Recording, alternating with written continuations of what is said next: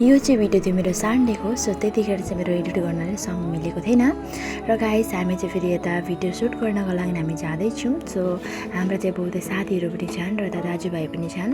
So तपाईँलाई थाहा भइसकेको छ होला हाम्रो ड्रेस पनि देखेर। र कुन चाहिँ सङ्गमा भन्दाखेरि नि गाइस हाम्रो चाहिँ यहाँ बिहारी सङ्गमा हामी भिडियो सुट गर्न आँटेका छौँ। सो तपाईँलाई थाहा नै छ अहिले फेरि हाम्रो अब छठ पूजा आउँदैछ। सो छठ पूजाको काम लिएर हामी चाहिँ सुट गर्दैछौँ।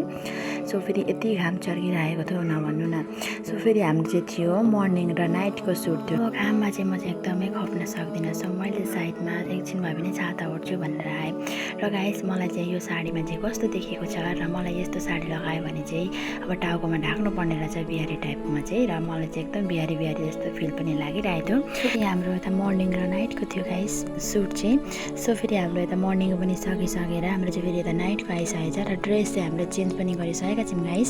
अब राति हुँदाखेरि चाहिँ रेड कलरको एकदम लाइट देखिन्छ नि त। सो हामीले रेड कलरको पनि साडी लगाइसकेका छौँ।